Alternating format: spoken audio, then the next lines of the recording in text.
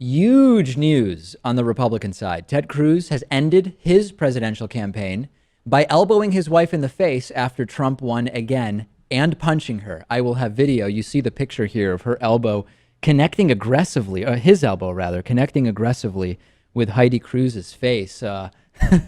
Louis, let's start with the numbers and get to the punching your spouse part a little bit later. Yesterday in Indiana, Donald Trump getting 100% of the delegates, according to the New York Times as of this morning, 53% of the vote in Indiana, which is a winner-take-most state, got Donald Trump 51 delegates. Ted Cruz, 36% of the vote, 0.0 delegates. And John Kasich, the guy who is in fourth place now in a two-man race, amazing, 7.6% of the vote.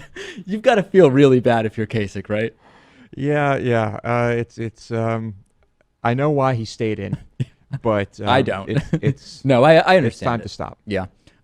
He has an announcement for today. You might have already heard it by the time you listen to the show. I don't know what it is. You think Kasich is dropping out? Of course. You really think so? Yeah. Well, there's no point now. He just put out like a Star Wars-like ad saying he's staying in or something like that. Well, I don't know unless he's announcing some weird running mate like Cruz did.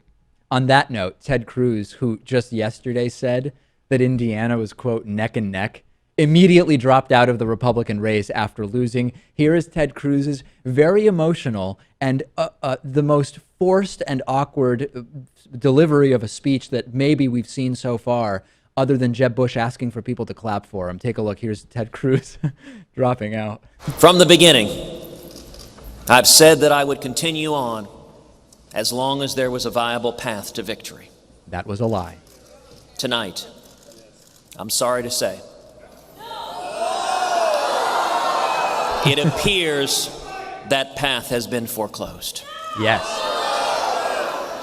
Together, we left it all on the field in Indiana.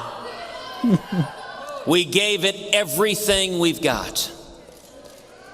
But the voters chose another path. And so, with a heavy heart, but with boundless optimism, for what? For the long-term future of our nation, we are suspending our campaign. But hear me now. Yeah. He also punched and elbowed his wife in the face right after the announcement. Really strange. We have it on video here, and we can maybe play it a couple times for people. It's pretty amazing. There he is, punch to the face, then elbow. Would you call that a combo? Yeah, well, I'm a gamer, and in the world of gaming, that's the old 1-2.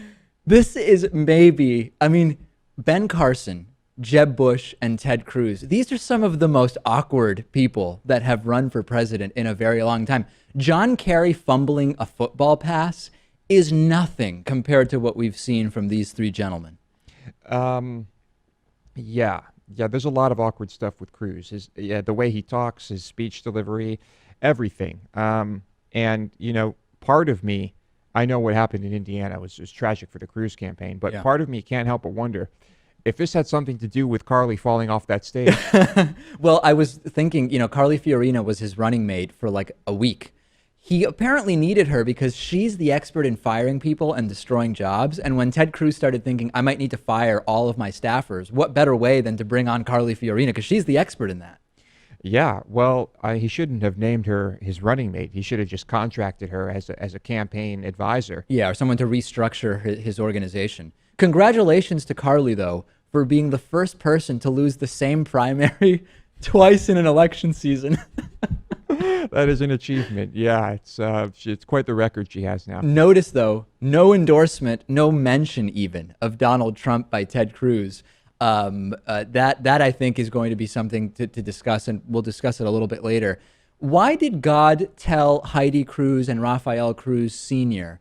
that Ted was going to be the president, that he had to be the president? Is this God working in mysterious ways? As usual, that's always how it goes. Yeah, or it was just a test of what? I don't know. Yeah. Bryn wrote to me saying Cruz should be forced to carry his candidacy to term, even if it's not viable. That's clever. a That's good clever, one. right? Very clever. Good one yeah. for Bryn. So how does the delegate situation look? Let's take a look now at the delegate math on the Republican side. Donald Trump, 1,007 delegates, needs 230. That's 51.7% of the remaining delegates. He's still not a shoo-in, Lewis. He's still not a shoo-in. Then you'll see Cruz and Rubio. This is so crazy. Cruz and Rubio in second and third place. They're out, though. And then Kasich, fourth place with 2 candidates. I mean, it's got to feel really bad to be running against one person and be fourth.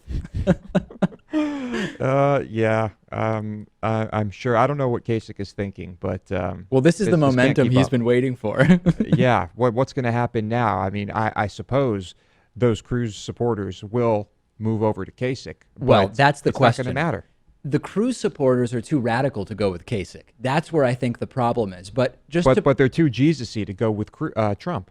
Trump's winning the evangelical vote. That's what doesn't make any sense. And you do realize, Lewis, that if Rubio and Ted Cruz release their delegates and say, go to Kasich, Kasich gets to 872, and then he would only need 82% of the remaining delegates to clinch, which, by the way, is impossible. But Yeah. he would only need 50% of the remaining delegates if he were to take in Cruz's delegates and Rubio's delegates.